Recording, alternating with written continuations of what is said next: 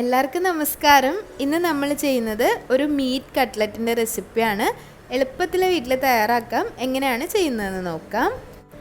Medium size 3 ഉരുളക്കിഴങ്ങ് കുക്കറിലിട്ടിട്ട് കുറച്ച് വെള്ളവും ഉപ്പും ചേർത്ത് വേവിച്ച് മാറ്റി വയ്ക്കണം. ഒരു മീഡിയം ഫ്ലെയിമിൽ ഒരു 3 വിസിലിൽ ഈ ഒരു ഉരുളക്കിഴങ്ങ് നന്നായി വെന്ത് കിട്ടും. ഈ ഒരു കട്ട്ലറ്റ് ഉണ്ടാക്കാൻ വേണ്ടി 200 ഗ്രാം ബീഫ് കീമയാണ് എടുത്തിട്ടുള്ളത്. പകരം ചെറിയ കഷ്ണങ്ങളാക്കി മുറിച്ച് ഇറച്ചി ഉപ്പും മഞ്ഞൾപ്പൊടിയും ഇട്ട് കുക്കറിൽ വേവിച്ചതിന് ശേഷം ഒന്ന് മിക്സിയിലോ അല്ലാതെയോ ഷ്രെഡ് ചെയ്തെടുക്കാം. മസാല തയ്യാറാക്കാൻ വേണ്ടി ഒരു പാൻ ചൂടാക്കുക. 2 ടേബിൾ സ്പൂൺ വെളിച്ചെണ്ണ ഒഴിച്ചു കൊടുക്കാം. ഇതിലേക്ക് ഇഞ്ചി വെളുത്തുള്ളി പച്ചമുളക് ചതച്ചതോ അല്ലെങ്കിൽ പേസ്റ്റ് ആക്കിയതോ ചേർക്കാം. 1 ടേബിൾ സ്പൂണാണ് ഇത് ചേർത്ത് കൊടുത്തിട്ടുള്ളത്. ഇനി അതിലേക്ക് ഒരു വലിയ സവാള ചെറുതായി മുറിച്ചത് ചേർത്ത് കൊടുക്കാം. നല്ല ചെറുതായിട്ട് തന്നെ ചോപ്പ് ചെയ്യാൻ ശ്രദ്ധിക്കുക. 2 തണ്ട് കറിവേപ്പില ചേർത്ത് കൊടുക്കാം. മല്ലിയിലയും പുതിനയിലയും ഉണ്ടെങ്കിൽ ഈ സമയത്ത് ചേർത്ത് കൊടുക്കാം. ഇതിലേക്ക് മഞ്ഞൾപ്പൊടി, മുളക് പൊടി, ഗരം മസാലപ്പൊടി ചേർത്ത് നല്ലപോലെ പച്ചമണം മാറുന്നിടം വരെ ഇളക്കി കൊടുക്കാം. അളവുകൾ ഡിസ്ക്രിപ്ഷൻ ബോക്സിൽ കൊടുത്തേക്കാം. മസാലയിലേക്ക് ആവശ്യം വേണ്ട ഉപ്പ് ചേർത്ത് കൊടുക്കാം. ബീഫ് കീമ ഉപയോഗിക്കുന്നതുകൊണ്ട് തന്നെ ഇത് വേവിച്ചിട്ടില്ല. അതുകൊണ്ട് ഇതിലേക്ക് ചേർത്ത് കൊടുത്തതിന് ശേഷം ആവശ്യത്തിന് ഉപ്പ് ചേർത്ത് കുറച്ച് വെള്ളം വേണമെങ്കിൽ ചേർത്ത് കൊടുക്കാം. വെള്ളമില്ലെങ്കിലും കുഴപ്പമൊന്നുമില്ല. നല്ലതുപോലെ ഒന്ന് മിക്സ് ചെയ്തതിന് ശേഷം അടച്ച് വെച്ച് ചെറിയ തീയിൽ വേവിച്ചെടുക്കുക. വെള്ളം ചേർക്കാതെയാണ് വെക്കുന്നതെങ്കിൽ ഇടയ്ക്കിടയ്ക്ക് എടുത്തൊന്ന് ഇളക്കി കൊടുക്കാൻ മറക്കരുത്.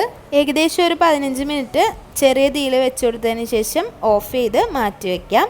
കട്ട്ലറ്റ് പിടിക്കാൻ ആവശ്യമായിട്ട് 2 മുട്ടയിലേക്ക് കുറച്ച് ഉപ്പ് കുരുമുളക് പൊടി ചേർത്ത് നന്നായി ഒന്ന് ബീറ്റ് ചെയ്ത് മാറ്റി വയ്ക്കാം. നേരത്തെ എടുത്ത ബീഫ് കീമയും വേവിച്ച് ഉടച്ച് വെച്ചിട്ടുള്ള ഉരുളക്കിഴങ്ങും ചേർത്ത് നല്ലതുപോലെ ഒന്ന് മിക്സ് ചെയ്തിട്ട് എടുക്കാം.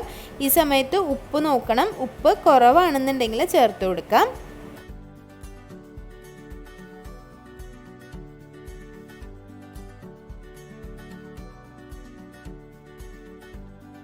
നല്ലതുപോലെ രണ്ടും കൂടി മിക്സ് ആക്കിയതിന് ശേഷം കട്ട്ലറ്റ് നിങ്ങൾക്ക് ഏത് ഷേപ്പിലാണോ പിടിച്ചെടുക്കേണ്ടത് അതുപോലെ പിടിച്ചെടുക്കാം.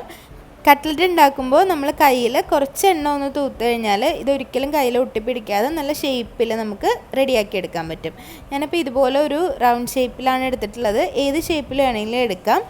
ഇനി ഇങ്ങനെ എടുത്തിട്ടുള്ള കട്ട്ലറ്റ് മുട്ടയുടെ മിക്സിലും അതുപോലെ ബ്രെഡ് ക്രംസിലും മുക്കിയതിന് ശേഷം കോട്ട് ചെയ്തതിന് ശേഷമാണ് നമ്മൾ ഫ്രൈ ചെയ്തിട്ടെടുക്കുന്നത്. എണ്ണയിലാണ് ഫ്രൈ ചെയ്തെടുക്കുന്നത്. ഇനി ഇതുപോലെ നമ്മൾ തയ്യാറാക്കിയിട്ടുള്ള കട്ട്ലറ്റ് ബ്രെഡ് ക്രംസിലൊക്കെ മുക്കുന്നതിന് മുമ്പ് തന്നെ നമ്മൾക്ക് എടുത്ത് സ്റ്റോർ ചെയ്ത് വെക്കാൻ പറ്റും. ഒട്ടും തന്നെ എയർ കടക്കാത്ത നല്ല എയർ ടൈറ്റ് ആയിട്ടുള്ള ഒരു കണ്ടെയ്നറിലോ അതല്ലെങ്കിൽ ഒരു സിപ്പ് ലോക്ക് ബാഗിലോ ഫ്രീസറിലാണ് സൂക്ഷിച്ച് വെക്കേണ്ടത്. ഫ്രിഡ്ജിലല്ല, ഫ്രീസറിൽ നമുക്കൊരു 2 ആഴ്ച വരെയൊക്കെ സൂക്ഷിച്ച് വയ്ക്കാം.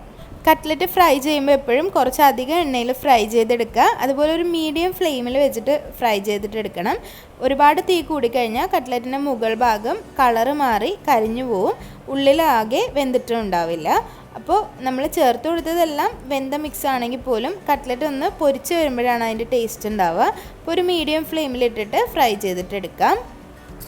വളരെ സിമ്പിളായിട്ടുള്ള റെസിപ്പിയാണ്. എല്ലാവരും ട്രൈ ചെയ്ത് നോക്കുക. ട്രൈ ചെയ്ത് നോക്കിയിട്ട് അഭിപ്രായങ്ങളൊക്കെ കമൻസിൽ അറിയിക്കുക.